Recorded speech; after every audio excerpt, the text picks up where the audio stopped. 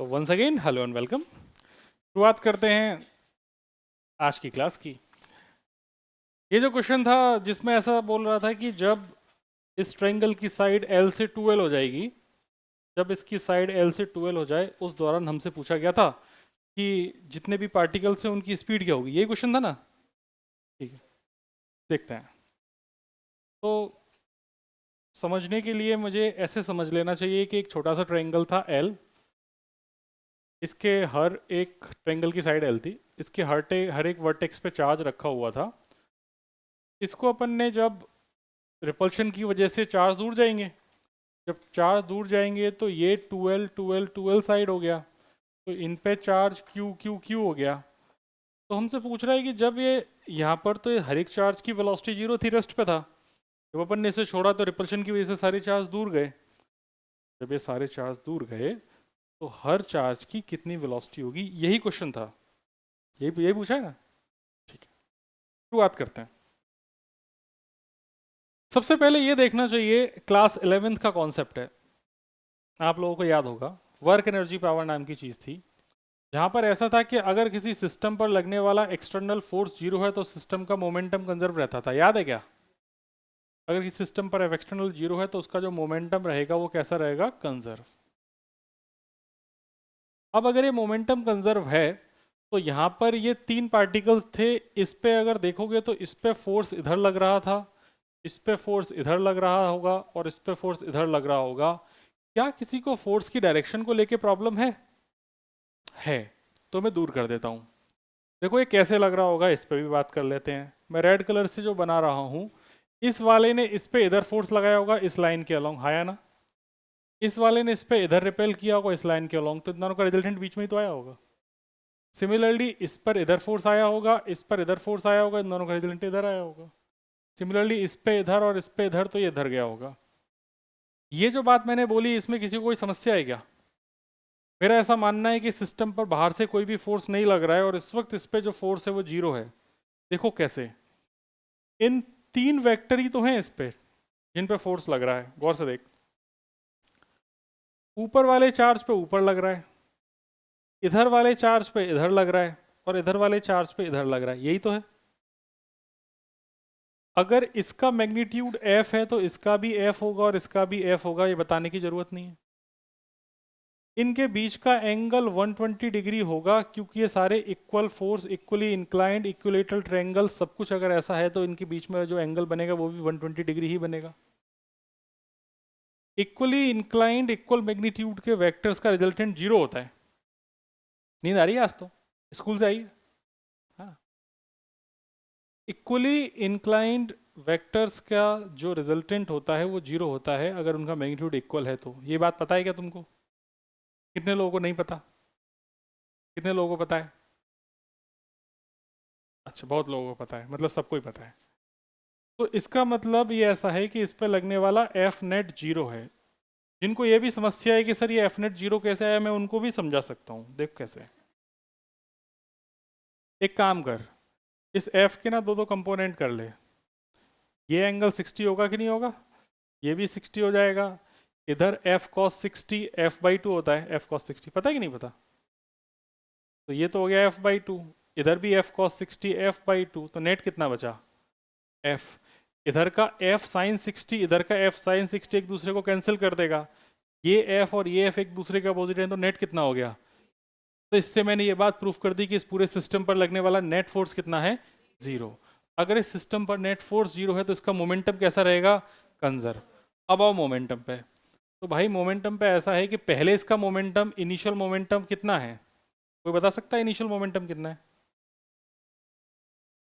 ये तो रेस्ट पे थे ना।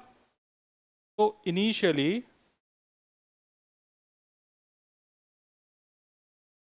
चार्जेस वर एट रेस्ट, तो P इनिशियल कितना हो जाएगा? जीरो। अगर P इनिशियल जीरो है इसका मतलब P फाइनल भी कितना होना चाहिए? जीरो। यहां तक कोई समस्या? ध्यान रखना, सिस्टम का नेट मोमेंटम जीरो होना चाहिए। इंडिविजुअल का मोमेंटम तो हो ही सकता है, जो कि होगा ही, इसीलिए तो क्वेश्चन में पूछा है। ये जब इधर चल के आएंगे तो जब इसकी साइड 2l हो गई तो इसकी वेलोसिटी कुछ v रही होगी, इसका मास m है। ये इस साइड ऊपर गया है तो इसकी वेलोसिटी v रही होगी, इसका मास m है। ये इधर गया होगा, इसकी वेलोसिटी v रही होगी, इसका मास m है। वापस से देख, ये जो दूसरी सिचुएशन जो मैंने मोमेंटम के लिए बनाई है, ऊपर वाली वर्टेक्स पे रखे हुए चार्ज का मोमेंटम mv ऐसा है कि नहीं है? इधर गया चार्ज का मोमेंटम mv ऐसा है और इधर गया चार्ज का मोमेंटम mv ऐसा है। अगेन इनके बीच का एंगल कितना है? तो क्या फाइनल मोमेंटम जीरो नहीं होगा? तो मोमेंटम कंजर्व है। इतनी बात समझ में आ गई कि भाई फाइनल मोमेंटम कंजर्व है। तो ये 11th का कॉन्सेप्ट था जिसमें हमने सीखा था कि अगर किसी सिस्टम पर लगने वाला एक्सटर्नल फोर्स जीरो है तो उसका जो नेट मोमेंटम होगा वो कंजर्व रहेगा। जो इनिशियल मोमेंटम है वही फाइनल मोमेंटम होगा। इनिशियल मोमेंटम जीरो है तो फाइनल मोमेंटम भी। बहुत बढ़िया। अब यहाँ पर एक नया अध्याय तुम्हारे लिए वापस इंट्रोड्यूस कर रहे हैं 11th का। वर्क एनर्जी थ्योरम ही है वैसे तो। Work done by all forces बराबर चेंज इन काइनेटिक एनर्जी। इसे आप लोग वर्क एनर्जी थ्योरम के नाम से जानते थे, पता है क्या? तो यहां पर वर्क डन कौन कर रहा है, या इसका एक और वर्जन है, यहां पर एनर्जी लॉस तो हो नहीं रही, तो या तो आप यहां पर वर्क एनर्जी थ्योरम लगा दो या फिर यहां पर आप मैकेनिकल एनर्जी कंजर्वेशन लगा दो। बच्चे शॉर्टकट में सारी चीज लिखी हुई है, कंफ्यूज होने की जरूरत नहीं है। मैकेनिकल एनर्जी कंजर्वेशन और दूसरी चीज है मैकेनिकल एनर्जी कंजर्वेशन और दूसरी चीज है work energy theorem. Work energy theorem और मैकेनिकल एनर्जी कंजर्वेशन दोनों ही लगा सकते हैं। आप बताओ क्वेश्चन किससे करना है? आप जो बोलोगे अपन क्वेश्चन उसी से करेंगे। बोलो। तो वर्क एनर्जी थ्योरम से कर लेते हैं। वर्क एनर्जी थ्योरम से क्वेश्चन करने में इंटरेस्टिंग गेम है कि यहां पर जो वर्क है वो कौन कर रहा है, इससे नहीं कर रहे क्वेश्चन, ठीक है? अभी हालांकि कर सकते हैं, कोई बड़ी चीज नहीं। वर्क एनर्जी थ्योरम में तुम्हारे पास वर्क डन कौन कर रहा है, तो वर्क डन यहाँ पर इलेक्ट्रिक फील्ड कर रहा है कि नहीं कर रहा, या इलेक्ट्रिक फोर्स, फील्ड क्या करेगा, फोर्स वर्क करेगा। इलेक्ट्रिक फोर्स का वर्क हो जाएगा मतलब डेल्टा के ई, ये होता है माइनस डेल्टा यू। फील्ड का वर्क होता है माइनस डेल्टा यू, एक्सटर्नल का वर्क होता है प्लस डेल्टा यू, ये मैंने बताया था, याद है कि नहीं?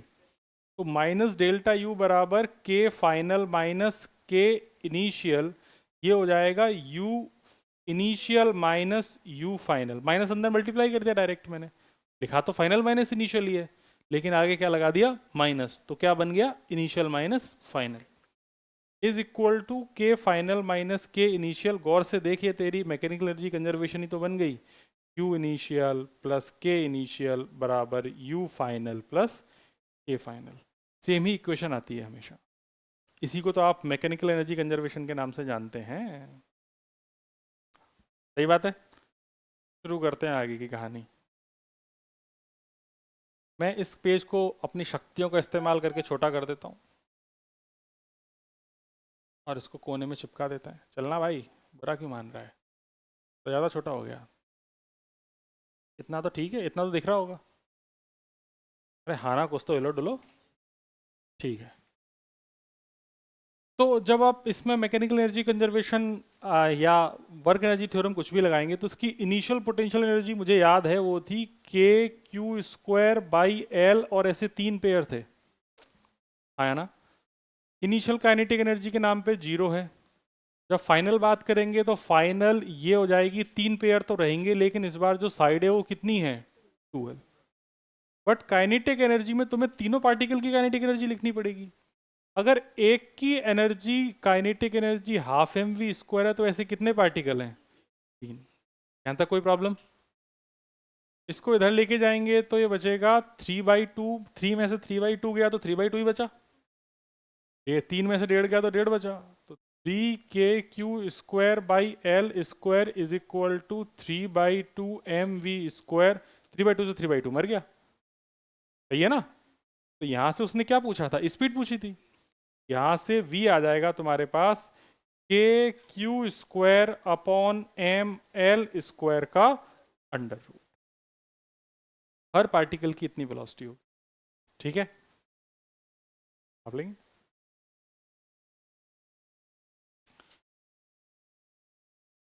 कॉम्पिटिटिव एग्जाम्स के लिए अच्छा क्वेश्चन है।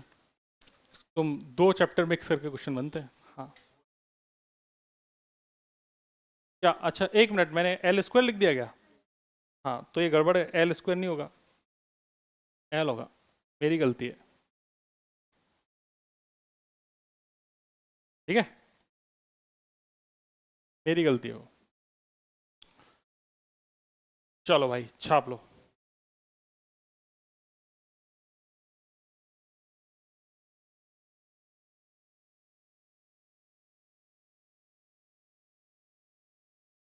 अगला क्वेश्चन ये है कि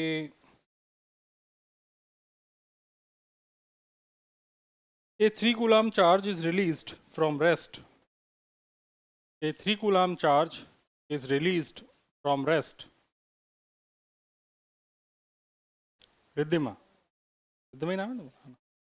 एक 3 coulomb charge is released from rest from point P where electric potential was 20 volt.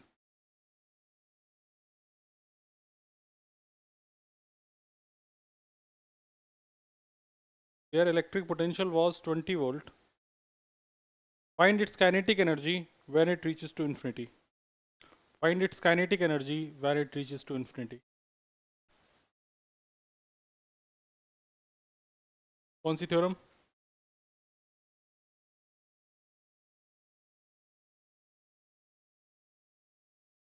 Work energy theorem से बढ़िया क्या पूछा है उसने? Kinetic energy. Work energy theorem लगाओ, हो जाएगा। करो, बहुत बढ़िया।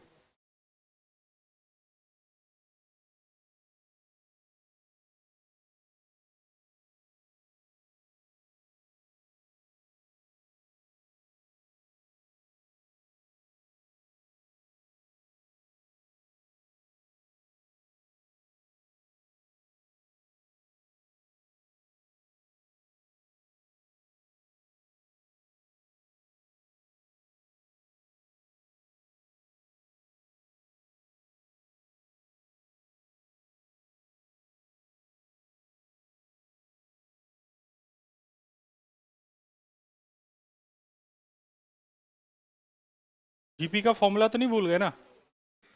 एक क्वेश्चन जीपी का कराना है मुझे। चलो आंसर बताओ, आंसर बताओ, आंसर इतनी देर में हो जाना चाहिए था क्वेश्चन। मेरा दोस्त कहाँ है?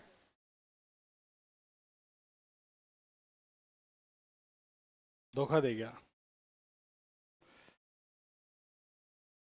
उससे कहो उसे रेगुलर आए क्लास में।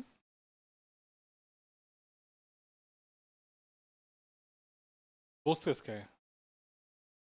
मेरे बोलने से तो नहीं आया, तो तेरे बोलने से ही आ जाए।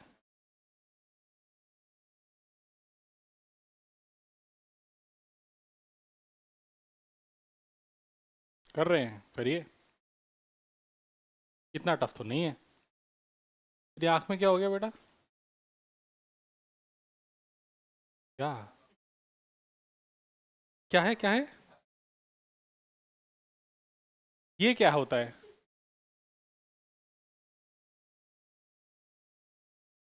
ऐसे नई नई बीमारियां मत बताया करो मुझे। चलो भाई क्वेश्चन पढ़ो, क्या कह रहा है क्वेश्चन? पढ़ो।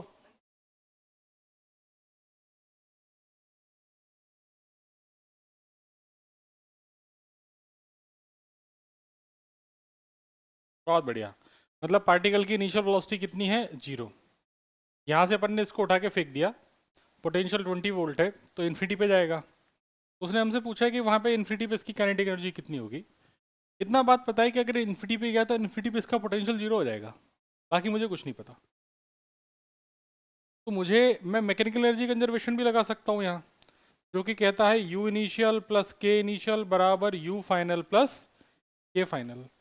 इनिशियल इसकी पोटेंशियल एनर्जी हो जाएगी क्यू इंटू वी इनिशियल। सही बात है। Kinetic energy half M into 0 का स्क्वायर, क्योंकि इनिशियल कुछ है ही नहीं इसकी वेलोसिटी।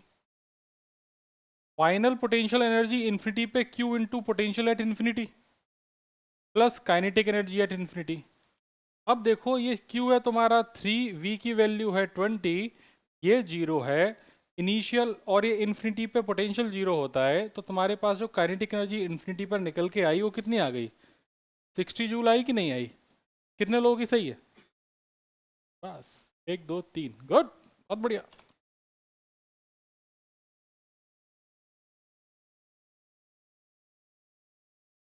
जो लोग ये क्वेश्चन कर लेंगे वो अगला करेंगे।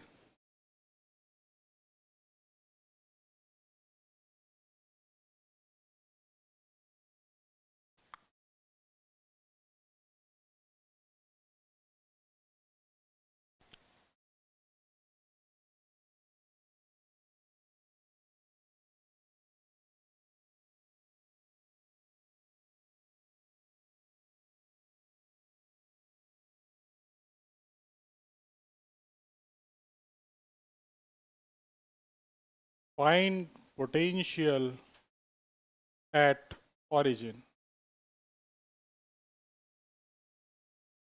क्वेश्चन आपके सामने, चार्जेस रखे हुए हैं 1 2 8 16।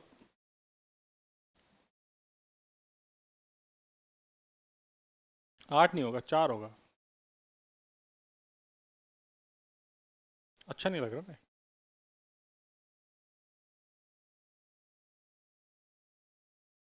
4 8 16 ऐसे रखें।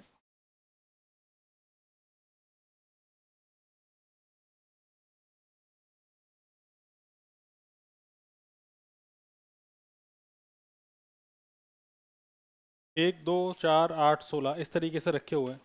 सॉल्व करना है, बताना है क्या कहना चाहता है, पोटेंशियल ओरिजिन पे कितना होगा। कीजिए सॉल्व।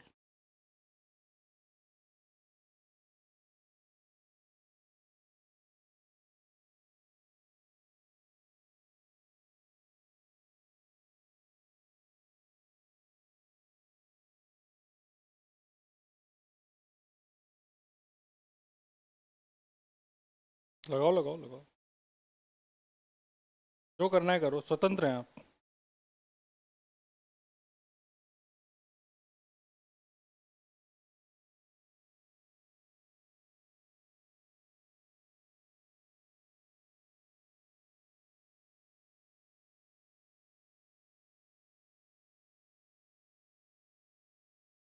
जीपी का फॉर्मूला याद ही है ना तुम्हें तो?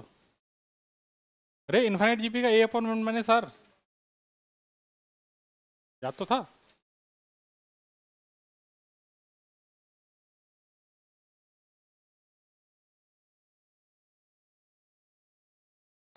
देखो भाई पोटेंशियल, शुरू करें? ये तो आसान क्वेश्चन है, तुम लोग पीछे पलट रहे हो। याद रहना चाहिए जीपी का फॉर्मूला, तो बेसिक इंस्ट्रूमेंट्स तो याद ही होने चाहिए ना। पहला चार्ज है के क्यू, कितनी दूरी पर रखा है? 1। दूसरा चार्ज है के क्यू, कितनी दूरी पर रखा है? 2। के क्यू बाई आर होता है पोटेंशियल, के क्यू बाई 4 प्लस के Q by 8 and so on, ऐसे ही है ना। तो इस पूरे में से मैंने के क्यू को ही बाहर ले लिया, तो अंदर कितना बच गया? 1 plus 1/2 plus 1/4 plus 1/8 plus 1/16 and so on, ऐसे चलता जाएगा। इनफाइनाइट जीपी का समेशन जिन कछुओं को याद नहीं है वो कछुए ही हैं। जब बता दिया था तो याद होना चाहिए। इनफाइनाइट जीपी का समेशन था A/1 - R। एक बार कोई भी चीज बताती जाए तो ये एक्सपेक्ट किया जाएगा कि आपको वो याद हो। A/1 - A क्या थी? इसकी फर्स्ट टर्म थी। कि R क्या था? कॉमन रेशियो था। कॉमन रेशियो वो चीज होती है जो पर्टिकुलर चीज मल्टीप्लाई करने पे अगली टर्म तुम्हें मिल जाए। तो यहाँ की इसका कॉमन रेशियो कितना लग रहा है तुमको? 1/2। तो फर्स्ट टर्म हो गई 1, कॉमन रेशियो 1/2। सॉल्व कर लिया, आंसर आ गया 2A। ठीक है जी, आसान क्वेश्चन था, लेकिन नलायकों को फॉर्मूला ही नहीं याद है। भाई बताया था कि नहीं बताया था इनफाइनाइट जीपी? तो याद होना चाहिए, बात खत्म। कितने लोग का आंसर आया इसका? ठीक है, गुड, बढ़िया कर रहा है।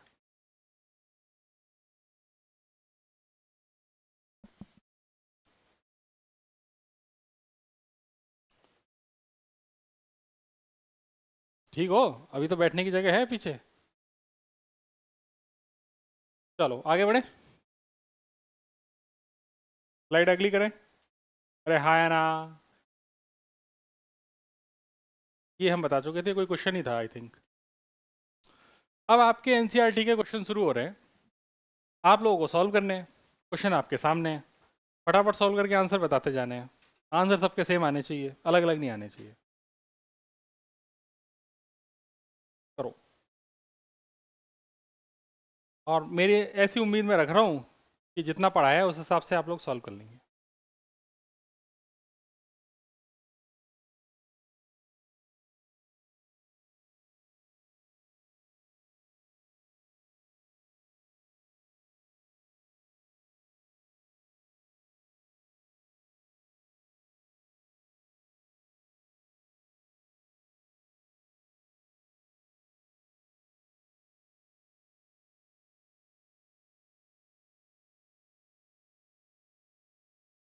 आपस में चेक करो कितना आ रहा है। 4 × 10⁻⁴ सबका सेम आ रहा है। B0 ऐसा बोल रहे हैं बच्चे। क्वेश्चन लिखने की जरूरत नहीं है कछुओं, एग्जाम्पल नंबर 2.1 लिखो बस, बाकी सब है तुम्हारी कॉपी में। आराम से जब देखना हो तो पीछे खोल के देख लेना है।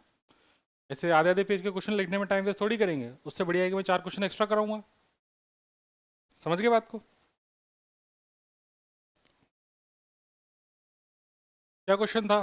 पोटेंशियल पता करना था एट पॉइंट पी। एक कोई चार्ज है, क्यू चार्ज की वजह से पी पॉइंट यहाँ पर है, जो कि आर बराबर 9 सेंटीमीटर की दूरी पर है, और क्यू की वैल्यू है 4 × 10⁻⁷ कूलाम। हमसे जानना चाहता है कि इसका पोटेंशियल कितना होगा। Potential at point P charge की वजह से होता है KQ/R, है ना?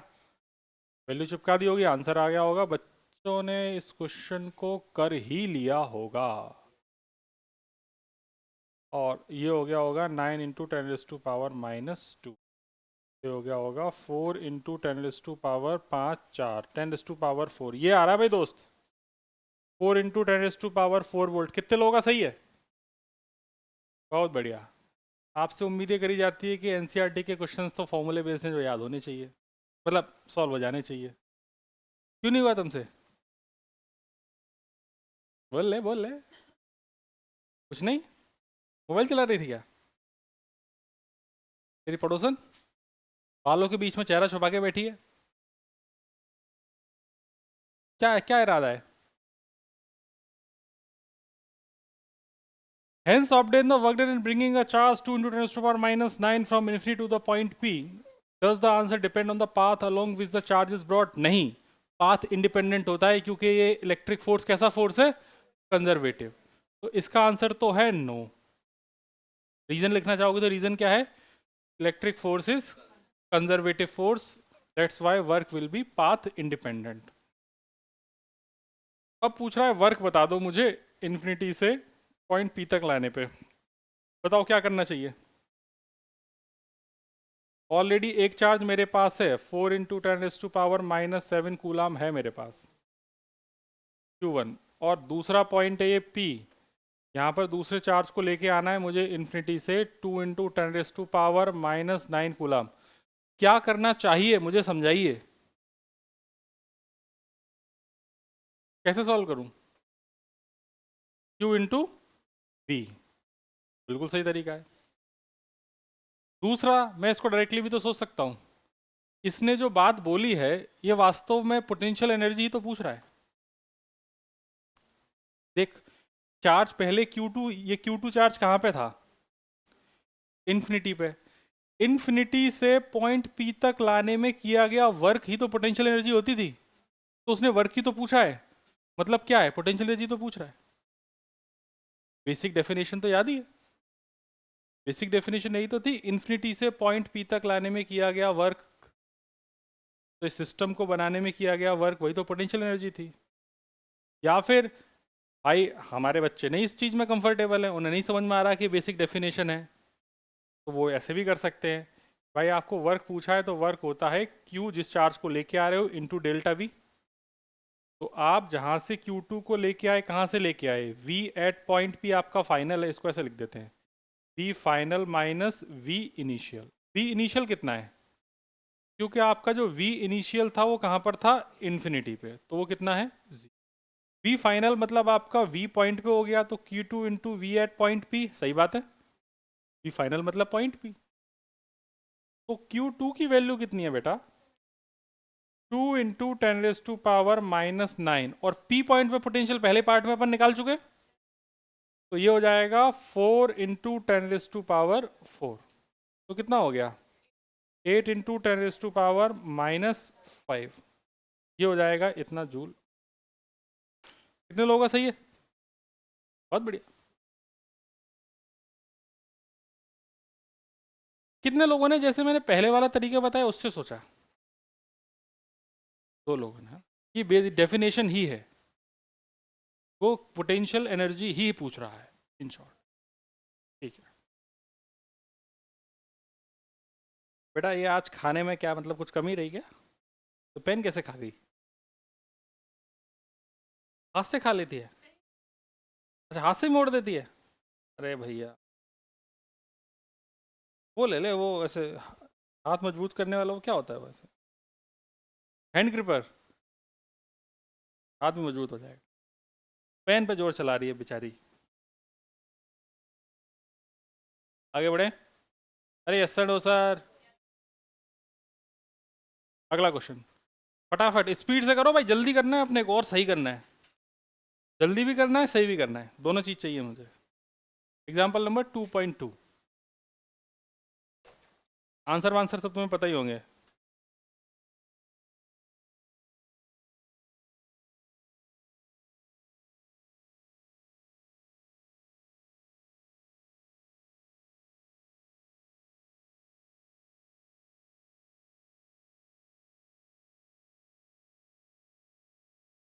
आओ बातें करें। ये क्या कह रहा है कि दो चार्ज हैं, एक चार्ज है प्लस क्यू, एक चार्ज है minus Q, plus Q1 minus Q2, ये दो चार्ज हैं, इसका नाम मैंने Q1 रख लिया और इसका नाम मैंने Q2 रख दिया। यहाँ तक कोई समस्या तुमको, ये कुछ R दूरी पर रखे हुए हैं, तो ये R हो गया 15। बोल रहा है कहाँ पर इन दोनों को मिलाने वाली लाइन पर पोटेंशियल जीरो होगा, इन्फिनिटी पे पोटेंशियल जीरो लेना है रेफरेंस के लिए। ठीक है जी, तो मेरा एक तो ऐसा मानना है कि एक तो बीच में कहीं पॉइंट होगा, क्योंकि इसके पोटेंशियल के पास कोई डायरेक्शन तो होती नहीं है, तो ये हो जाएगा R माइनस एक्स, सही बात है। तो मैं ऐसा बोल दे रहा हूँ कि पोटेंशियल एट पॉइंट P, इस पॉइंट P पे पोटेंशियल कितना हो गया, जीरो। यहाँ पर पोटेंशियल हमने लिख दिया Q1 की वजह से, तो K Q1 by x, board में नजर बनाए रखेंगे कछुए, K minus Q2 by R minus X equal to zero, सही बात है। मैंने ध्यान रखना वो Q2 नेगेटिव में लिया है, तो इसलिए मैंने Q2 को माइनस Q2 लिख दिया। मतलब मेरे लिए Q1 की वैल्यू है 3 into ten raise to power minus 8, and Q2 की वैल्यू है 2 into ten raise to power minus 8, क्योंकि मैंने ऑलरेडी एक माइनस लगा रखा है। या आप चाहें तो Q2 को विदाउट साइन ले लें, Q2 ऑलरेडी नेगेटिव में मान लो, क्या करना चाहते हो, ऑलरेडी नेगेटिव में है तो सर Q2 को पूरा ही मान लो, वो आप देखते रहना बाद में, बस मुझे ये ध्यान रखना है कि ये वाला प्लस है और ये वाला Q2 कैसा है, माइनस, बस ठीक है। यही बस मुझे पूछना था तुमसे। अगर तुम्हें इतना समझ में आ गया तो तुम्हें यहाँ पे भी समझ में आ गया होगा कि मैंने Q2 को नेगेटिव क्यों लिया है, क्योंकि Q2 अपने आप में कैसा है, नेगेटिव। ठीक है, तो इसको इधर ले जाएंगे, तो K Q1 बाई एक्स बराबर K Q2 upon R minus x, ढिचके क्रॉस मल्टीप्लाई कर देंगे, तो Q1 R minus Q1 X बराबर Q2 X, तो यहाँ से X की वैल्यू आ गई Q1 R divided by Q1 plus Q2। जब आप यहाँ पे फॉर्मूले में वैल्यू डाल रहे थे तो आपने Q2 को ऑलरेडी माइनस में ले लिया था, आया ना, तो क्या वापस से Q2 को नेगेटिव में रखने की जरूरत है, ठीक है। तो यहाँ से जो x की वैल्यू आ गई वो आ गई मेरे पास 3 into ten raise to power minus 8, R है आपके पास कितना बेटा, 15 सेंटीमीटर में ही है, तो इसका आंसर ऑलरेडी किस में आ जाएगा, सेंटीमीटर में। और इन दोनों को ऐड कर देंगे तो 3 इंटू 10⁻⁻8 प्लस 2 इंटू 10⁻⁻8 प्लस क्यों किया? Q2 को प्लस क्यों किया? क्योंकि ऑलरेडी मैंने यहाँ पे नेगेटिव काउंट में ले लिया है, तो दो दो बार नेगेटिव रखने की जरूरत नहीं है। तो सॉल्व कर लेंगे। तो 10⁻⁻8 तो कॉमन लेके कट जाएगा, 3 और 2 5, तो 3 इंटू 15 डिवाइडेड बाई 5 सेंटीमीटर, मतलब 9 सेंटीमीटर आंसर आ रहा है। यहाँ तक कोई प्रॉब्लम? ठीक है।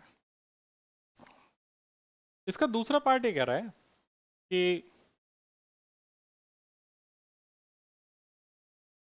आ गया,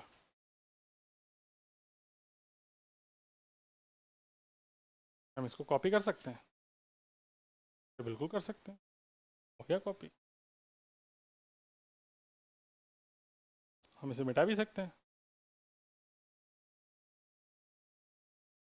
एक बार में मिटेगा क्या?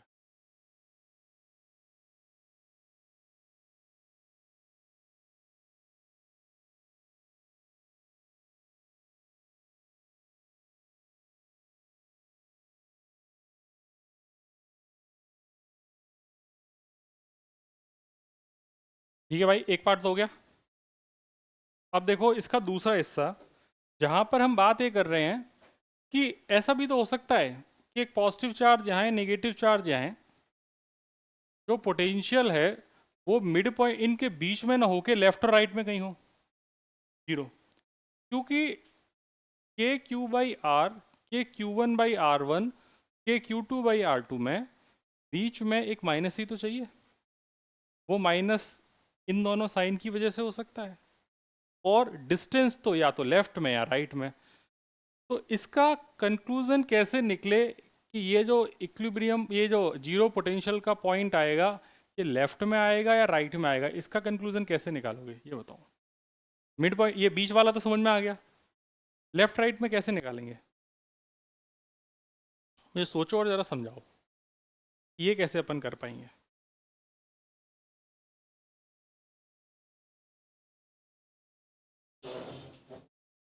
हाँ हाँ बोलते जाओ, मैं सब सुन रहा हूँ, बोलो। जिसका मैग्नीट्यूड कम होगा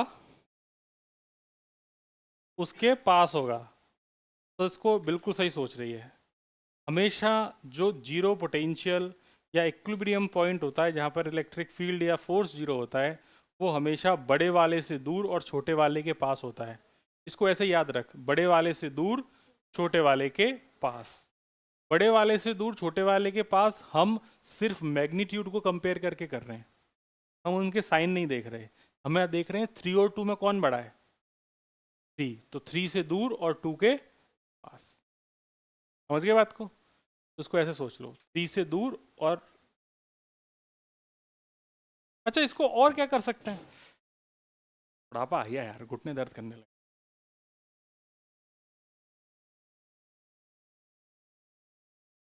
हाँ अगर फ्री हुए तो फिर तो भाई जीवन में बवाल हो जाएगा, फिर ये प्रश्न बनेगा ही नहीं ऐसा कभी। अगर ये फ्री हुए तो आपस में आके ये टकराने की कोशिश करेंगे, कॉलिजन होगा, तो रिपेल कर देंगे। जब भी ऐसा प्रश्न आए कि कहाँ पर पोटेंशियल जीरो है, तो वो चार्ज ना फिक्स्ड ही दिए जाते हैं। तो भाई बड़े वाले से दूर, छोटे वाले के पास, तो बड़े वाले से दूर लेफ्ट में अगर जाएंगे तो बड़े वाले से भी दूर हो गए, छोटे वाले से भी दूर हो गए, तो कोई सेंस की बात नहीं है। तो फिर क्या है, बड़े वाले से दूर और छोटे वाले के पास। तो इधर इस बार नया पॉइंट एम रहा होगा, जहां पर पोटेंशियल एट एम पॉइंट कितना रहा होगा, ठीक है ना? सोचते हैं कैसे रहा होगा। इनके बीच की दूरी अपन को 15 सेंटीमीटर दे रखी है, तो यहाँ से मैं इसको x मान लूँ, कोई प्रॉब्लम? तो potential at an point zero होना चाहिए, तो इसका नाम Q1 रख दिया और इसका नाम मैंने Q2 रख दिया। ये हो जाएगा K Q1 upon 15 plus x, हाँ या ना? ये नेगेटिव में है तो मैंने माइनस लगा दिया, K Q2 upon X, this should be equal to 0। Already अगर मैंने माइनस लगा दिया है तो क्या Q2 की वैल्यू विद साइन रखना जरूरी है बाद में? नहीं। तुम इस चीज में कंफ्यूज तो नहीं हो रहे, ये मैं जो बोल रहा हूँ बार बार? नहीं ना? ठीक, या तो तुम यहाँ माइनस लगा लो या फिर यहाँ से हटा दो, एक ही बात है। तो ये जाएगा K Q1 upon 15 plus X should be equal to K Q two upon X. K से के कट गया, अगेन Q1 x बराबर Q2 इंटू 15 प्लस एक्स। 15 किस में था, सेंटीमीटर में था कि नहीं था? तो आंसर सेंटीमीटर में आएगा कि मीटर में आएगा?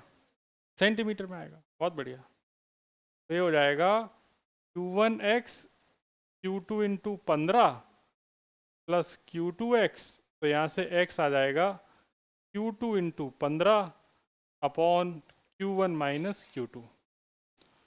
Q2 की वैल्यू कितनी थी? 2 इंटू 10⁻⁻⁻8 इंटू 15। मैग्नीट्यूड ही रख रहा हूँ बस मैं। ये कितना था? 3 इंटू 10⁻⁻8 माइनस 2 इंटू 10⁻⁻8। ठीक है जी। तो ये हो जाएगा तुम्हारे पास 30 सेंटीमीटर। एक्स की वैल्यू कितनी आ गई? 30 सेंटीमीटर। तो अब कोई मुझसे पूछे कि पहले वाले पार्ट में, तो पहले वाले पार्ट में बोलूँगा Q1 से 9 सेंटीमीटर, Q1 से 9 सेंटीमीटर क्योंकि मैंने यहाँ पे x से माना था। और दूसरे वाले पार्ट में बोलूँगा तो बोलूँगा Q2 से 30 सेंटीमीटर राइट में। समझ गई सारी बात? यहाँ तक कोई डाउट किसी? हाँ, ऐसा भी लिख सकते हैं Q1 से 45। मतलब कोई बोले तो Q2 से 30 सेंटीमीटर और Q1 से 45 सेंटीमीटर, कुछ भी लिख लो, एक ही बात है। और पहले वाले में आपने पहले वाला लिख लिया था, आप इसे लिखना चाहते हैं? ये हो गया था।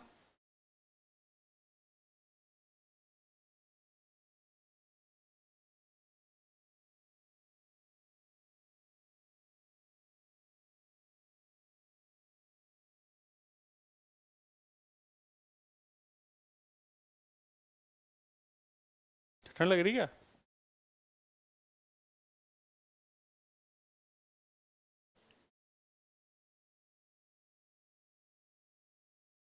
चले?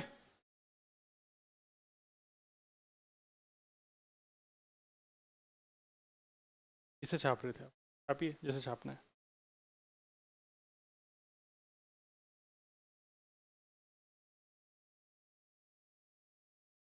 भाई आपके लिए स्क्रीन पर अगला प्रश्न ये रहा। अच्छा गायब है क्या? ये रहा, सॉल्व कीजिए। सोचिए, बताइए, मजा आएगा, आप लोग एंजॉय करेंगे। चलो सोचना शुरू करें, बहुत बातें हो गई, आओ सीखें। क्या हो गया? मार रहा है? तो पिट भी रहा है? हाँ, भाई को कुछ नहीं बोलने का, बैक बेंचर सोसाइटी का प्रेसिडेंट है ये, इससे कुछ नहीं बोलने का। पता नहीं प्रत्युष प्रत्युष कुछ है, पता नहीं कौन कह रहा था प्रत्युष प्रत्युष, यही है क्या? अच्छा, क्या ही शुरू करते हैं। इलेक्ट्रिक फील्ड की डायरेक्शन में जाने पे पोटेंशियल, तो इसका मतलब पोटेंशियल P का ज़्यादा रहा होगा और Q का कम रहा होगा। सिमिलरली नेगेटिव चार्ज के लिए A का पोटेंशियल इलेक्ट्रिक फील्ड की डायरेक्शन में जाने पे कम होगा, तो B का ज़्यादा रहा होगा, A का कम रहा होगा। इतना सोच लिया तुम लोगों ने? हे पापी, तूने सोचा? पीछे वाली बेंच लास्ट। हाँ हाँ बोल, हाँ सोच लिया। दिमाग चल रहा है कि नहीं चल रहा है? ठीक। अब उसने बोला कि भैया पहले वाले में Vp माइनस वी क्यू बताओ, तो P तो बड़ा है, तो इसका मतलब ये पॉजिटिव होगा कि नेगेटिव होगा? और दूसरा वाला भी कैसा होगा? समझदार हो तुम। इलेक्ट्रिक फील्ड की डायरेक्शन में जाने पे पोटेंशियल डिक्रीज होता है, तो P का ज़्यादा रहेगा और यहाँ पर B का ज़्यादा रहेगा। बहुत बढ़िया, साइन आ गया, पहले का आंसर हो गया। दूसरा सोचते हैं। Give the sign of a potential energy difference of a small negative charge between the points. B part देखो, Q एंड P। मतलब मुझे पोटेंशियल एनर्जी चाहिए, तो पोटेंशियल एनर्जी कितनी थी? Q इंटू डेल्टा V थी कि नहीं थी? पहले वाले पार्ट में किसकी बात कर रहा है? Q एंड P की। मतलब हमसे ये तो है माइनस का Q, ऐसा उसने खुद बोला है, और ये है Vp माइनस वी क्यू। ये बेटा कैसा, कितना बताया था थोड़ी देर पहले? तो पॉजिटिव इंटू नेगेटिव, इसका मतलब यू कैसा हो गया, नेगेटिव। ये पूरे का पूरा अपने पास पॉजिटिव है, ऐसा हम फर्स्ट पार्ट में देख चुके हैं।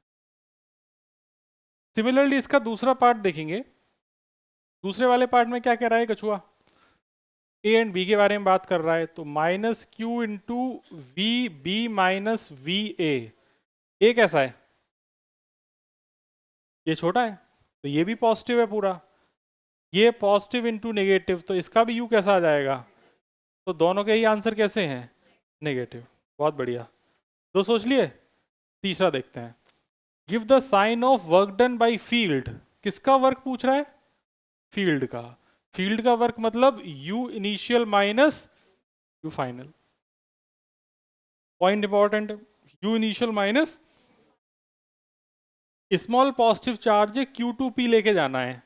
अगर मैं Q2P लेके जाऊंगा तो मुझे वर्क जो होगा वो यू क्यू माइनस यूपी, क्योंकि इनिशियल क्या है Q, फाइनल क्या है P। Initial from Q to P, तो इनिशियल हो गया Q, फाइनल हो गया P, ये वर्क पूछा है। और कौन सा चार्ज है, पॉजिटिव चार्ज है, तो मैं लिख दूंगा Q, ये थोड़ा सा अलग रंग कैमरे में दिख रहा है क्या, थोड़ा पीला रंग कर देते हैं। तो इसको मैं लिख सकता हूँ Q जो कि पॉजिटिव है, into potential eight Q minus Q into potential eight P। Q को कॉमन ले लेंगे तो अंदर क्या बचेगा, VQ माइनस VP। हे मेरे प्यारे कछुओं, VQ माइनस VP पॉजिटिव होगा या नेगेटिव होगा, तो Q इंटू नेगेटिव, तो ये तो पॉजिटिव नेगेटिव, तो आंसर क्या हो जाएगा, नेगेटिव। समझ गए बात को। तो ये C भी हो गया, B भी हो गया, A भी हो गया। बाकी के दोनों तुम करो, अब तो तुम्हें आइडिया लग गया, करो सॉल्व।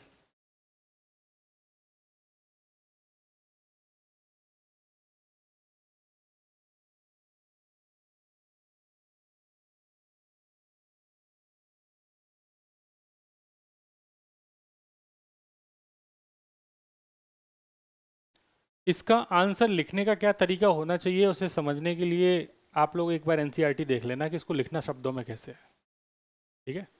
हालांकि इसी बातों को शब्दों में लिखा है उन्होंने, वो आप लोग देख लेना। तो ये हो गया सी पार्ट, ये बी पार्ट था, और ए पार्ट मैंने ऊपर ही सॉल्व कर दिया है। तीन पार्ट अपन ने सॉल्व कर लिए। आगे चले क्या, इसको छोटा करना है या यहीं पे डी पार्ट कर लें, यहीं पे कर लेते हैं, चलो डी पार्ट देखते हैं। Give the sign of a work done by external agency, बहुत बढ़िया, मतलब फाइनल माइनस इनिशियल, अपना काम हो गया, U final minus U initial. Moving a small negative charge from B to A, तो स्मॉल नेगेटिव चार्ज मतलब minus Q from B to A, मतलब final will be A and initial will be B. सही बात है। तो V A minus we, ये भी negative है और ये भी कैसा है, नेगेटिव, तो नेगेटिव नेगेटिव कैसा हो जाएगा, पॉजिटिव। सही बात है, ओके। ये भी हो गया भाई। फिफ्थ पार्ट क्या पूछ रहा है, does the kinetic energy of a small negative charge increases और decreases in going from B to A. एक बात बता, बी टू ए जाना है, अपन को दोनों केसेस में बात करनी है, अच्छा नहीं बी टू ए मतलब सेकंड केस में बात करनी है। नेगेटिव चार्ज इलेक्ट्रिक फील्ड है, इलेक्ट्रिक फील्ड में अगर तू नेगेटिव चार्ज को रखेगा तो नेगेटिव चार्ज पे फोर्स किधर लगेगा, इलेक्ट्रिक फील्ड के अपोजिट, आया ना। तो तेरा फोर्स इधर है, वेलोसिटी फोर्स के अपोजिट है, तो इसकी वेलोसिटी कम होगी या बढ़ेगी, कम होगी। समझे ना बात को। निगेटिव चार्ज को इलेक्ट्रिक फील्ड में रखूंगा तो इलेक्ट्रिक फील्ड में जो इस पे फोर्स है वो इलेक्ट्रिक फील्ड के अपोजिट लगेगा, और इसकी वेलोसिटी तुम लेके बी से ए जा रहे हो, तो वेलोसिटी तुम्हें किधर रखनी पड़ेगी, बी टू ए। तो वेलोसिटी और एक्स फोर्स एक दूसरे के अपोजिट हैं, इसकी वजह से इस पे जो लगने वाला वेलोसिटी होगा वो टाइम के साथ डिक्रीज होगा। ठीक है, इसमें कोई डाउट। तो मैंने ई पार्ट कहीं लिखा नहीं है, ऐसे ही समझा दिया है। ज़्यादा समझने के लिए अपनी एनसीईआरटी को देखें, जहाँ पर लिखा कैसे है वो एक बार समझ में आ जाएगा। अगला क्वेश्चन देखते हैं। चलूँ, क्या लिख रहे हो बेटा, इतना तो लिखा है भी नहीं है। ए यार, तो निक्कर पहन के आया है तू आज, निक्कर ही पहन के आया ना तू, भूल जाता है क्या कहाँ जा रहे हैं?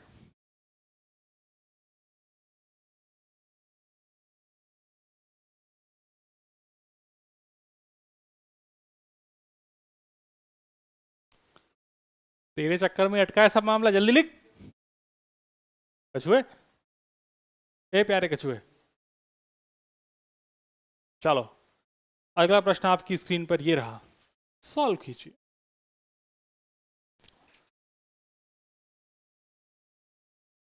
वो तो आंसर भी बता दूं मैं।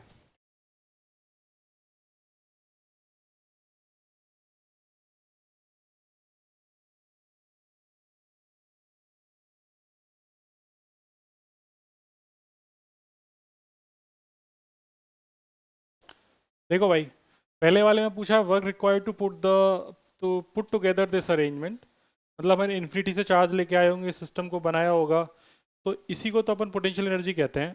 तो वर्क मतलब हमसे वो जानना चाह रहा है डेल्टा यू, मतलब U final minus U initial, U final मतलब U minus U at infinity, जो कि कितना रहा होगा जी। सही बात है, या मैं ऐसा समझ सकता हूँ इसकी जो यू है वही मुझे बतानी है। तो यहाँ पे 6 पेयर हैं, 6 पेयर दिख रहे हैं क्या?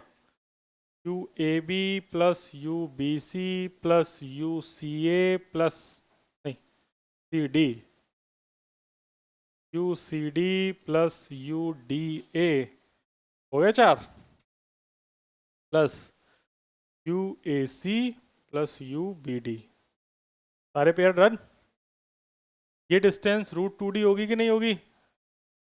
ये वाली डिस्टेंस भी डायगोनल की रूट 2D हो जाएगी। यहाँ तक कोई प्रॉब्लम किसी को? अरे हाँ या ना?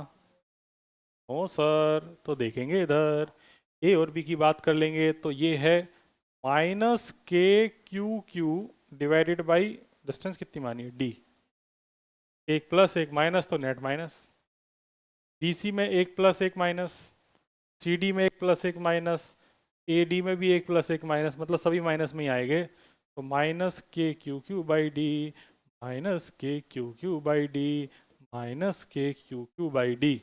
यहाँ तक कोई प्रॉब्लम किसी को? इनकी बात करेंगे तो प्लस और प्लस, माइनस और माइनस, ये भी प्लस, मतलब लास्ट वाले दोनों प्लस। तो plus K A C Q Q by root 2D plus K, इसको माइनस क्यू लिखें या directly Q Q Q Q लिख दें? सर माइनस क्यू लिखो, अच्छा थोड़ी लगता है ऐसे है सर, बताओ सर। चलो, आ गई भाई वर्क की कहानी। तो -4k⁴ by D plus 2k⁴ by root 2D, ये रूट 2 से ऊपर 2 टाइम्स कट गया, k⁴ बाई डी बाहर आ गया, अंदर -4 प्लस रूट 2। कितने लोगों का सही है? बहुत ही बढ़िया। क्या बेटा तेरे तोते क्यों उड़ गए? नहीं, तेरे आगे वाले के? हाँ, नहीं उड़े तोते? चल कोई बात नहीं, मैं सोचा शायद तोते उड़ गए हैं तेरे।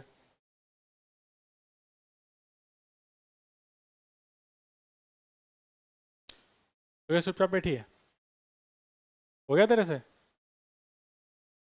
अरे बता ना, हाँ या ना, थोड़ा कॉन्फिडेंस से बोल, हुआ कि नहीं हुआ सॉल्व?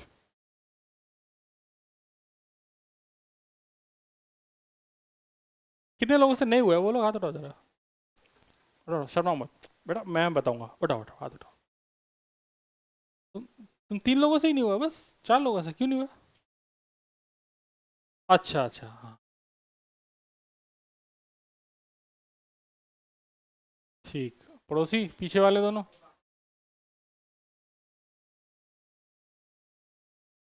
डायगोनल्स नहीं लिखे। जब भी ऐसा कन्फ्यूजन हो कि कितने पेयर बनेंगे, तो n × n−1/2 इतने पेयर बनेंगे। n कितना था यहाँ? 4, 4 × 2, 4 × 3/2 मतलब 6। साइन का गड़बड़ हो गया। इस मोहल्ले में क्या रहा? चल झूठी, कहाँ है वह? आया कि नहीं आया? अच्छा अच्छा, आधा हुआ था, मुझे सुनाई दिया आ गया होगा। ठीक है भाई, आगे देखते हैं। A charge Q naught is brought to the centre E of the square. एक काम करते हैं, इसको कॉपी करते हैं, दूसरी स्लाइड लेते हैं। क्या बोलती public? Yes sir, too much fun.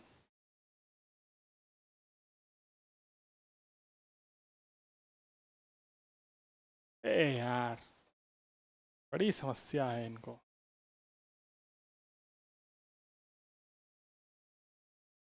आओ इसका सेकंड पार्ट निपटाएं।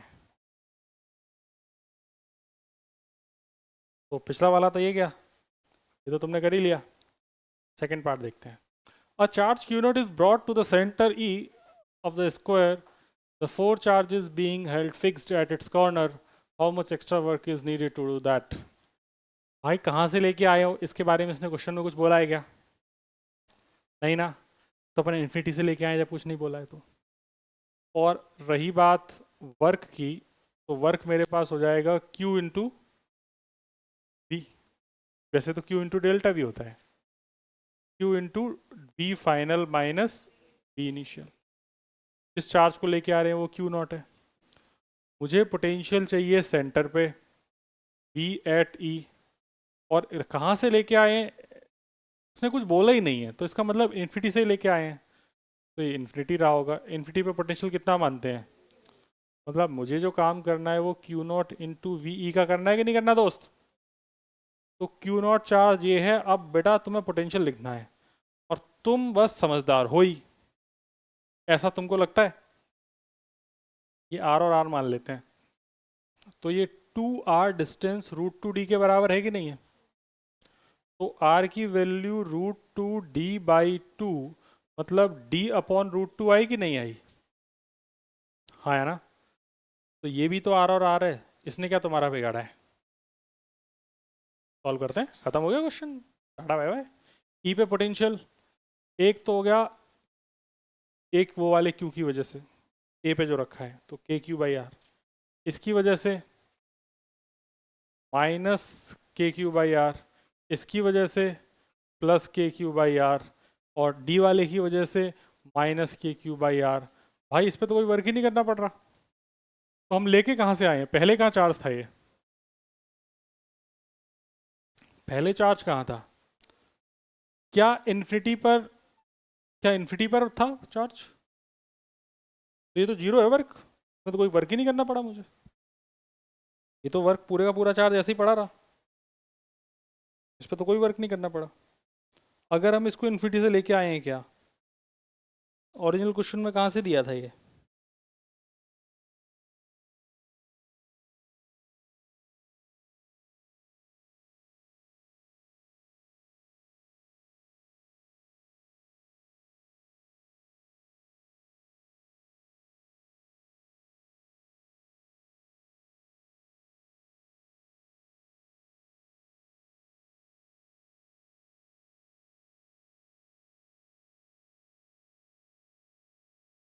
जीरो ही है, परफेक्ट।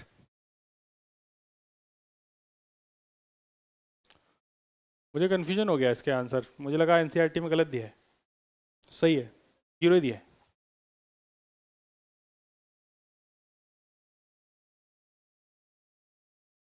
अच्छा एक बात बताओ, जीरो वर्क का मतलब क्या है? क्या कोई वर्क नहीं हुआ? नेट वर्क जीरो है, मतलब अगर मैं इस ऑब्जेक्ट को पकड़ के ऐसे लेके जा रहा हूं, तो मेरे द्वारा किया गया वर्क कितना है इस पे?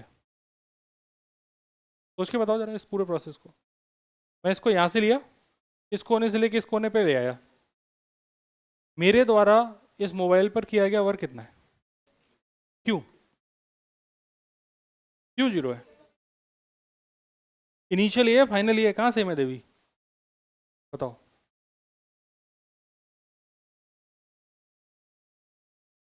वर्क जीरो है कि नहीं है? क्यों है?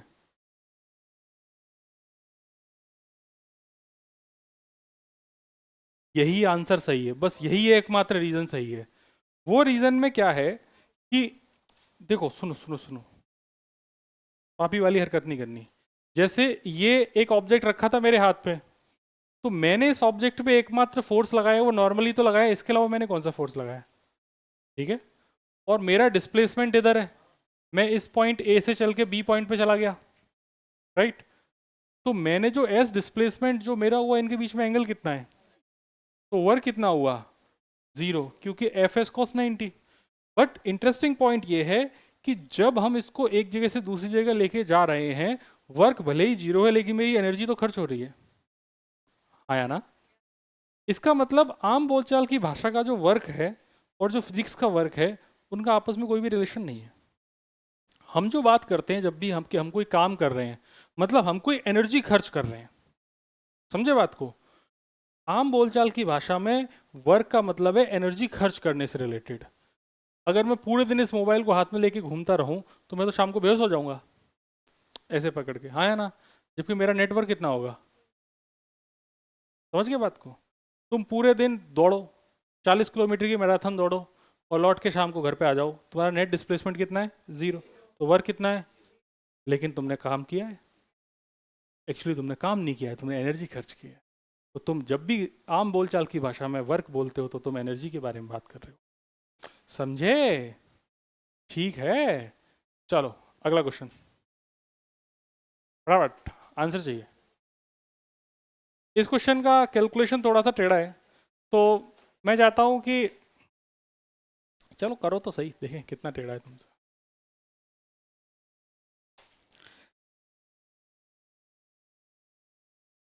अच्छा कैलकुलेशन है,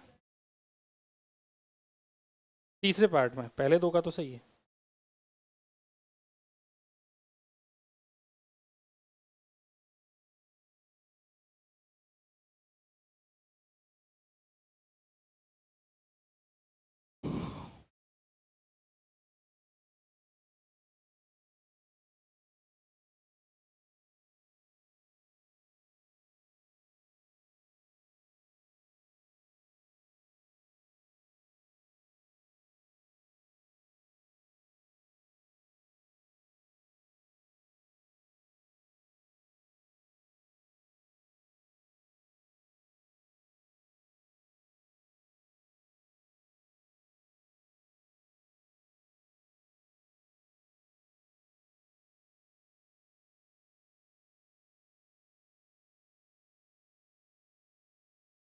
पहला तो बहुत ही घटिया क्वेश्चन है, के Q1 Q2/R करना है बस, है ना? पहले पहले चित्र बना लो इसका, चित्र बना के Q1 Q2/R कर दो।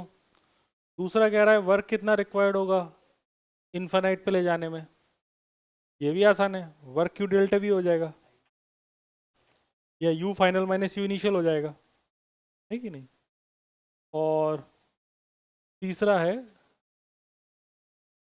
ओ तीसरे में इलेक्ट्रिक फील्ड दे दिया, वो भी इतना प्यारा variable, nice. What would be the electrostatic energy of the configuration?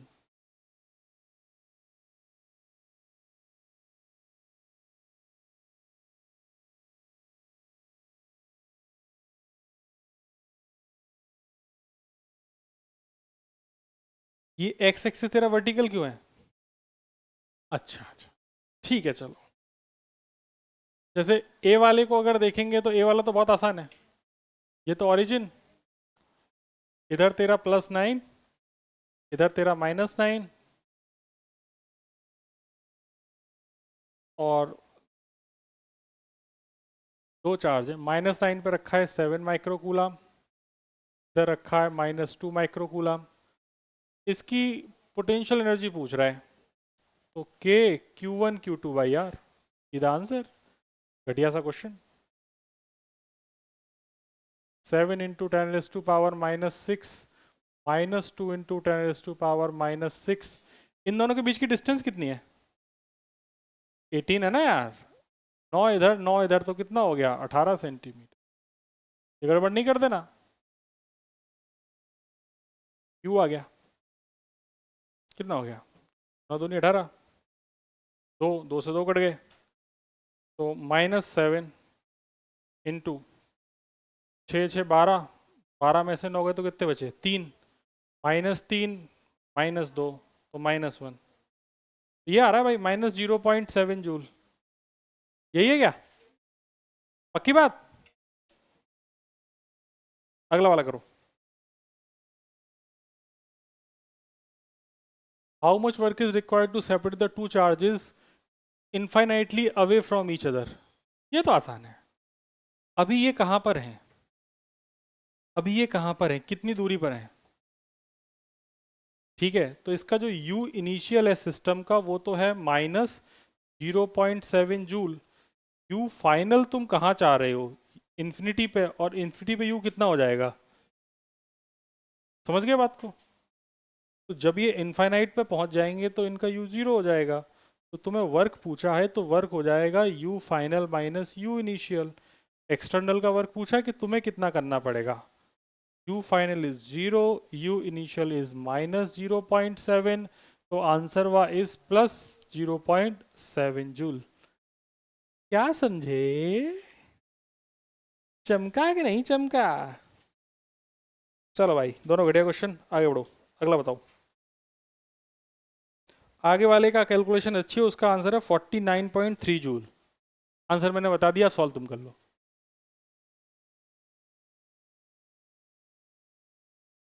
आ गया? कितना? ठीक।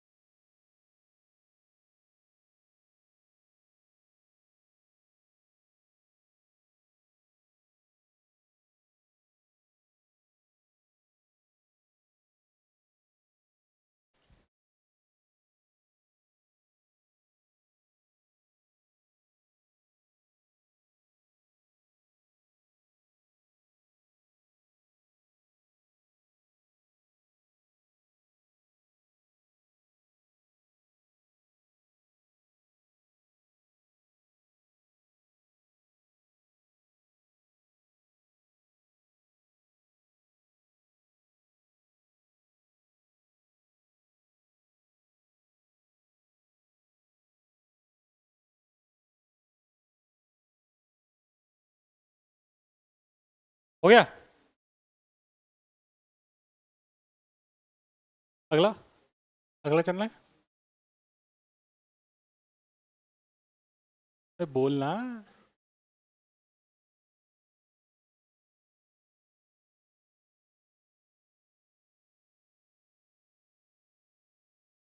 कैलकुलेशन से बचने का कोई तरीका है क्या? नहीं है? तूने सॉल्व किया है ना? कितना कैलकुलेशन है? कितना कैलकुलेशन है? थोड़ा सा ही है? चलो फिर तो करते हैं, फिर शॉर्टकट नहीं देखते। देखो भाई, इसने जो इलेक्ट्रिक फील्ड बोला है सी पार्ट में, सी पार्ट का जो इलेक्ट्रिक फील्ड है वो देखो, ये A/r² है। तुम्हें अगर याद हो तो A/r² अगर इलेक्ट्रिक फील्ड है तो KQ/r² जैसा है। इससे अगर अपन पोटेंशियल निकालेंगे तो इसका जो पोटेंशियल आएगा वो A/r आएगा कि नहीं आएगा? KQ/r² तो KQ/r, हाँ ना? मैं इसको सॉल्व नहीं कर रहा, मैं इसको सॉल्व भी कर सकता हूँ। जैसे कि इसको सॉल्व करने का क्या तरीका होता? डेल्टा V बराबर -E.dr का इंटीग्रेशन फ्रॉम इन्फिनिटी टू लेके r। इससे सॉल्व होके ये सीधा आ जाता। ये अपन ने किया है पहले, अपन ने डेरिवेशन किया था इसका, तब किया था। तो मैं इसको वापस से नहीं कर रहा हूँ। अब ये क्या कह रहा है कि तुम्हारे पास एक ऐसा सिस्टम है, इस पूरे सिस्टम की टोटल एनर्जी चाहिए, लेकिन इस बार ना इलेक्ट्रिक फील्ड है, मतलब ये कोई इलेक्ट्रिक फील्ड रहा होगा इधर। अब कह रहा है अब बताओ इसकी एनर्जी।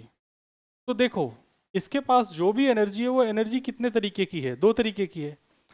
एक तो है पोटेंशियल एनर्जी जो ये इस चार्ज की यहाँ पर है, क्योंकि अगर इलेक्ट्रिक फील्ड है तो यहाँ पर इसका कुछ पोटेंशियल भी रहा होगा, यहाँ पर इलेक्ट्रिक फील्ड है तो यहाँ पर भी कुछ पोटेंशियल रहा होगा। तो एक तो हो गई U1 और दूसरी हो गई U2। यहाँ तक कोई समस्या? दूसरी, इन दोनों की आपस में एक इंटरेक्शन पोटेंशियल एनर्जी भी है, जिसे तुम K Q1 Q2 by R के नाम से जानते हो।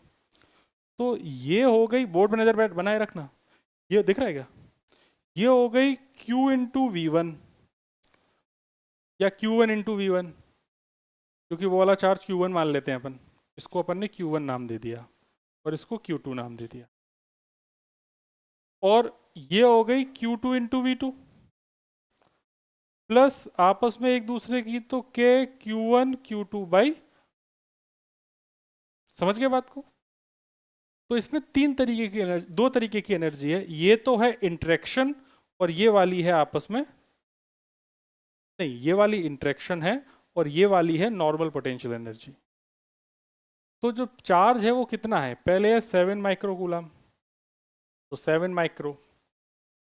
V1 की वैल्यू कितनी है? तो V1 मेरे पास है A अपॉन R1। क्या तुम्हें उधर R1 का पता है? R1 कितना है? माइनस का 9, और 9 सेंटीमीटर है तो मतलब माइनस 0.09। चमक गई बात? लेकिन ये तो R डिस्टेंस है ना, तो माइनस लगाने की जरूरत नहीं है। 0.09 मीटर में आ गया। दूसरा आ जाओ, प्लस। दूसरा चार्ज कितना है? -2 माइक्रो A अपॉन 0.09, क्योंकि यहाँ पर भी R की वैल्यू कितनी है? 9। R तो डिस्टेंस ही है ना? फिर बात कर लेंगे आपस में इनकी K Q1 Q2 by R, ये तुम निकाल चुके हो। ये अभी तुमने कितनी निकाली है? -0.7। इसको सॉल्व करना है, सॉल्व करके बता दो कितना आ रहा है। यही किया ना तूने? तो ये हो जाएगा, मैं करूँ या आप लोग कर लोगे? एक बार बोल दो हाँ कर लेंगे। हाँ कर लेंगे, ओके ठीक है। आ गया यू, जो भी था आंसर। क्या आंसर था? 49.3। यही है ना? बस बस यही है, यही है।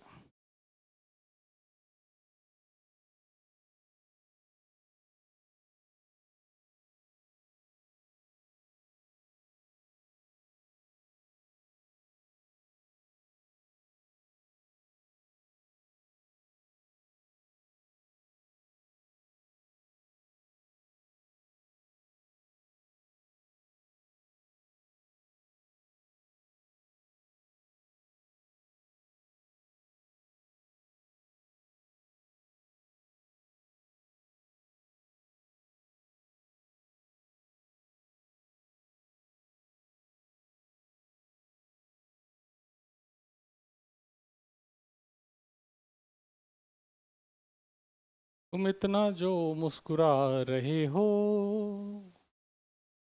क्या कांड है जिसे छुपा रहे हो? मुंडी नीचे कर लिया।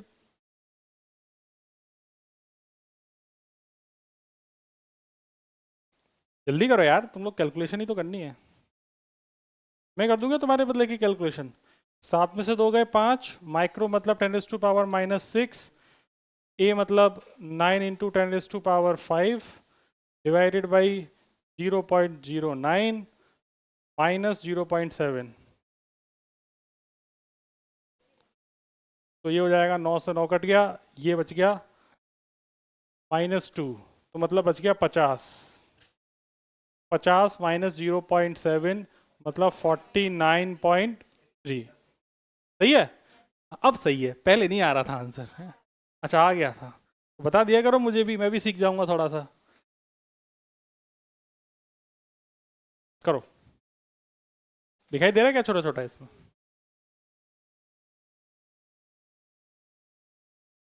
ये क्वेश्चन डायपोल का है ना? डायपोल तुमने कर रखा है, डायपोल तो कंप्लीट हो गया। कीजिए।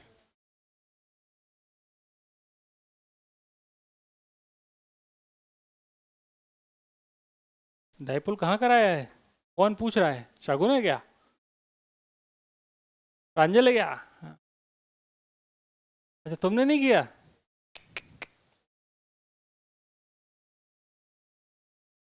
इसका आंसर बताना है क्या अभी?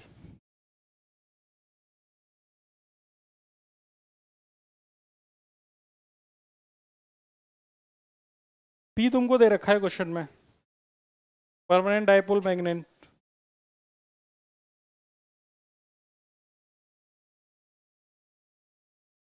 ये इतना ही डेटा है क्या इसमें? ठीक है। 10⁻⁻29 कूलाम मीटर, ये डेटा है। A mole of this substance is polarized at low temperature by applying a strong electrostatic field of magnitude, मतलब इलेक्ट्रिक फील्ड दे दिया तुमको। और क्या चाहिए जीवन में? 10⁻⁶ वोल्ट पर मीटर। डायरेक्शन सडनली बदल दी, एंगल ऑफ 60 डिग्री। तो मतलब पहले एंगल कितना था? θ1 0 और θ2 हो गया 60 डिग्री। बहुत बढ़िया। Estimate the heat released by the substance in aligning its dipole along the new direction of this field. For simplicity assume 100%। अरे बहुत बढ़िया, एकदम इजी क्वेश्चन। तो θ1 इज 60 डिग्री, अब इसे अलाइन करना है तो θ2 इज 0 डिग्री। बताओ कितना वर्क करना पड़ेगा? सिंपल वर्क पूछ रहा है। तुम क्वेश्चन समझे क्या है? नहीं समझे ना? देखो, एक सैंपल में ढेर सारे डायपोल्स पड़े हुए हैं, ढेर सारे डायपोल्स हैं। तो इनका जो नेट डायपोल मोमेंट है सैंपल के अंदर, वो उन्होंने दे दिया इतना है। तो मैंने मान लिया कि एक डायपोल ये पड़ा हुआ है कोई। लो टेम्परेचर पर अपन ने इसमें स्ट्रॉन्ग इलेक्ट्रिक फील्ड लगाई। इलेक्ट्रिक फील्ड लगाने से क्या हुआ कि इनकी जो डायरेक्शन है वो इलेक्ट्रिक फील्ड से किसी एंगल पे 60 डिग्री पे चली गई। अब तुझे वापस से इसे जीरो पे अलाइन करना है। तो अगर इसे वापस से जीरो पे अलाइन करना है तो कुछ वर्क करना पड़ेगा ना। वो वर्क कितना करना पड़ेगा, ये क्वेश्चन है। वर्क का फॉर्मूला क्या था?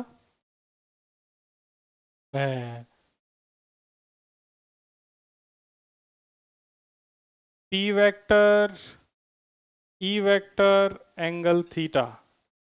ए, उल्टा लिख दिया। T vector E vector angle theta, इसको घुमा के यहां लेके आने में कितना वर्क करना पड़ेगा? एक लाइन का क्वेश्चन ये है।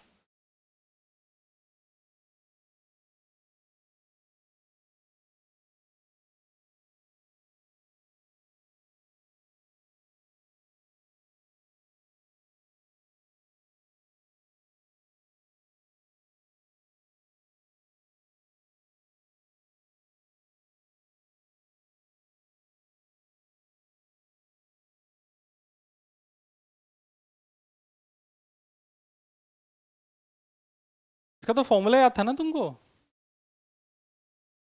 तो आंसर बताओ ना। ये क्या गंदा सा आंसर निकाल के बैठी है? फॉर्मूला क्या था?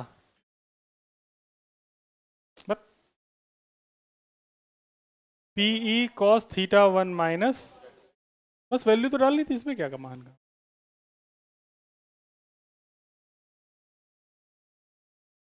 कॉस θ1 कितना है जी? अच्छा, माइनस कॉस 0।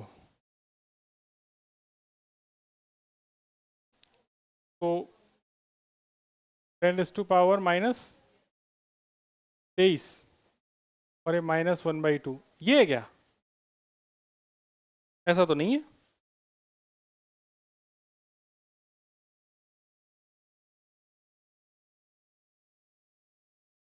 इस क्वेश्चन में कितने मोल दिए हैं? टोटल मोल कितने हैं इसमें? अच्छा, 1 मोल है।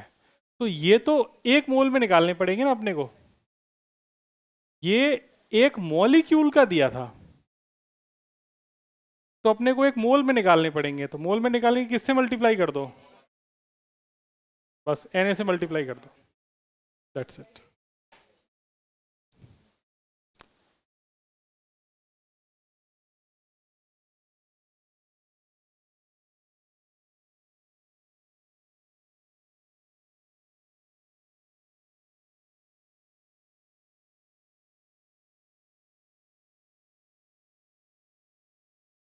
क्या इसने नई डायरेक्शन में पूछा, कौन सी डायरेक्शन पूछा है? The direction of the field is suddenly changed by an angle of 60 degree, estimate the heat released by the substance in aligning it's dipole along the new direction of the field. मतलब इसकी new direction तो ये वाली है ना दोस्त, तो इसको जो अलाइन होना है वो इधर से इधर होना है। न्यू डायरेक्शन तो इसकी ये है ना। Estimate the heat released by the substance in aligning it's dipole along the new direction of the field. तो फील्ड की न्यू डायरेक्शन से कितने पे अलाइन करने पे चाहिए? तो θ1 तो तेरा 0 हुआ ना, समझे?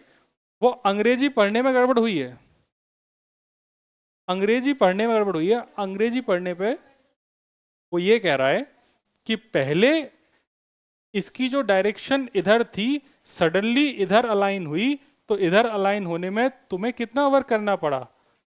तो θ1 इज 0 एंड θ2 इज 60। तो बस माइनस का अंतर पड़ेगा, और क्या है।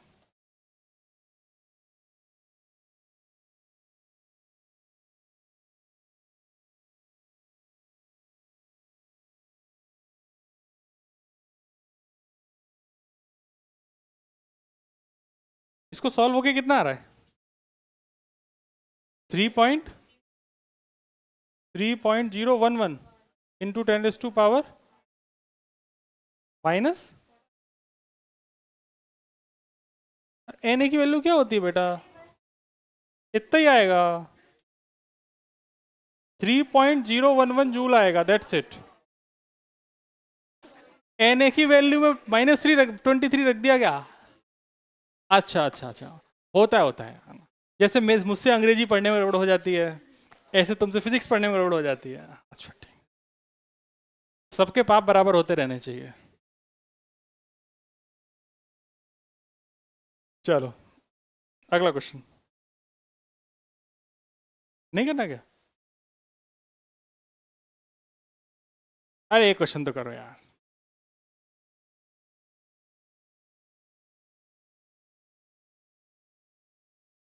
क्या कह रहा है? अच्छा एग्जाम्पल ही है क्या? एग्जाम्पल कितने बचे हैं? नहीं बस बस एग्जाम्पल अब खत्म है। एग्जाम्पल्स आज खत्म कर दिया अपन ने। चलो भाई, अच्छा इसके बाद क्लास भी खत्म है क्या?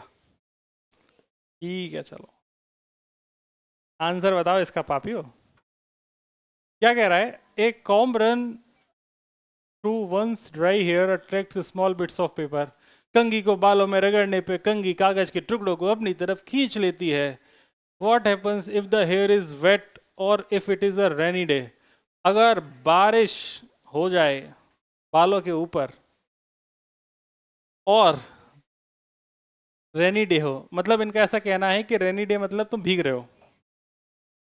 Remember a paper does not conduct electricity, तो क्या होगा? क्या होगा भाई? नहीं होगा? क्यों? क्योंकि water is a good conductor. अच्छा और क्या? मतलब क्वेश्चन कुछ भी हो, आंसर कुछ भी दे दो, क्या फर्क पड़ रहा है? What is your name? Capital of America is New York. कुछ भी चल रहा है सर, चलने दो सर, कोई टेंशन नहीं है। दूसरा क्या है? अच्छा मजेदार क्वेश्चन है यार। Ordinary rubber is an insulator but special rubber tyre of aircraft are made slightly conducting, why is this necessary? नहीं बिट्टू, ऐसी बात नहीं है। क्या है कि जब एरोप्लेन लैंड करता है तो उसमें बहुत ज़्यादा फ्रिक्शन की वजह से बहुत ज़्यादा स्टैटिक चार्ज प्रोड्यूस हो जाता है। तो अब अगर चार्ज अगर उसके टायर पे ही रहेगा तो फिर समस्याएं ज़्यादा बढ़ेंगी जीवन में। इसकी वजह से थोड़ा कंडक्टिंग होना चाहिए कि ले धरती माता। और वो बहुत देर दूर से उड़ के भी तो आ रहा होता है, तो एयर फ्रिक्शन की वजह से भी थोड़ा बहुत चार्ज हो जाता है। हालांकि उस पर डिस्चार्जर लगे होते हैं, उसके विंग्स पे देखा होगा ऐसे पतले पतले से ऐसे वायर होते हैं, ऐसे ये होते हैं वायर टाइप से, वो सारे के सारे डिस्चार्जर हैं। खैर, तीसरा क्या है? Vehicle carrying inflammable materials usually have metallic ropes touching the ground during the motion. Why? अरे ये नहीं, ये तुम्हें नहीं पता, ये तुम्हें नहीं, तुम पापी हो, तुम्हें नहीं पता ये वाली बात। समझ गए किस लिए? वो ट्रक पे नीचे वो चेन नहीं लटकी रहती, बुरी नजर वाले तेरा मुंह काला। अरे देखी है ना वो। और वो उस पे जैसे गाड़ी का जो भी नंबर है, फलाने के फूल फलाने की माला, बुरी नजर वाले तेरा मुंह काला। हाँ ना। और किस्मत से ज्यादा, और क्या, वक्त से पहले किसी को नहीं मिलता। एस हाँ, बेटी बचाओ बेटी पढ़ाओ। ऐसे ऐसे ढेर सारी जो बातें लिखी रहती हैं वहां पर, देखा होगा ये चेन लटकी रहती हैं। कई बार जो टायर्स होते हैं, टायर्स के साइड में तुमने देखा होगा कि वो रबर की छोटी छोटी स्ट्रिप्स काट के टायर पर लटकाए रहते हैं। उसके दो तीन काम होते हैं। एक काम तो होता है कि टायर साफ रहते हैं, साइड में साफ नहीं करने पड़ते। दूसरा, थोड़ी बहुत स्टैटिक चार्ज होता है, वो आराम से टायर के थ्रू वो ज़मीन पर कंडक्ट करा देता है। तो मेटल इसलिए लगाया जाता है ताकि थोड़ा कंडक्शन हो जाए। फिर क्या है? A bird perches on a bare high power line, इसका क्या मतलब होता है? जरा अंग्रेजी समझा ना। चेकना?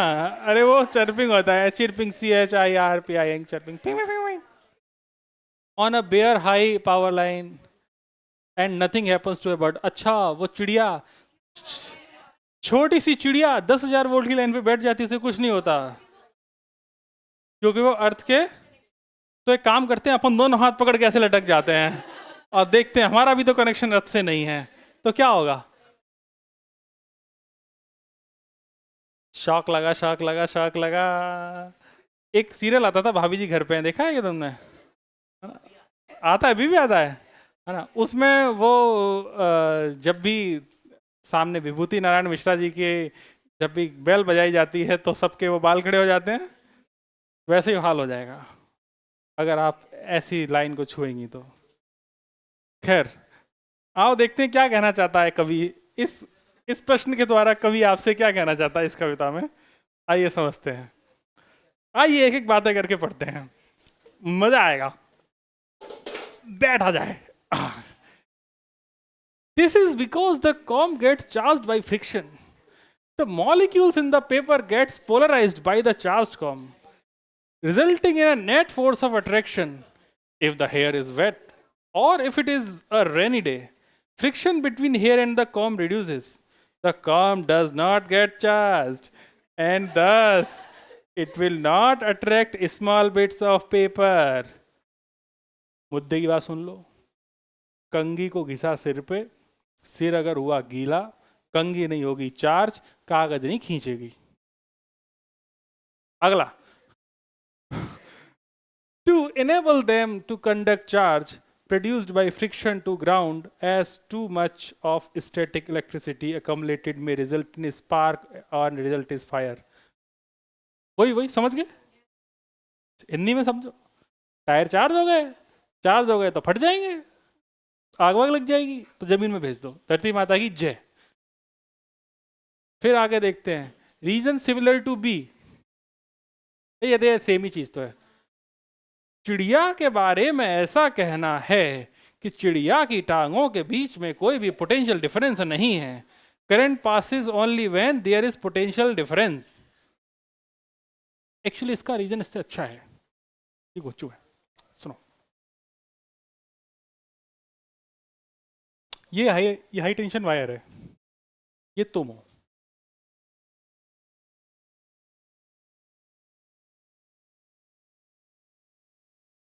ठीक है, गेम ऐसा है कि तुम अगर एक हाथ से अगर लटके तो चांसेस है कि तुम बच जाओ, क्योंकि करंट को जाने के लिए रास्ता चाहिए। अगर तुम दोनों हाथ से जा रहे हो तो करंट ऐसे जाएगा।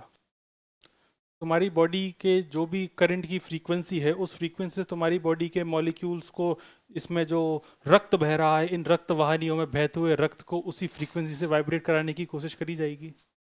उतनी फ्रीक्वेंसी होते ही तुम्हारी बॉडी की जो रक्त वाहिनियाँ हैं वो इतने वाइब्रेशन से हीट प्रोड्यूस होगा, इससे वो फटना शुरू हो जाएंगी, और करंट लगने पर आदमी की जो रक्त वाहिनियाँ हैं वो सूख जाती हैं।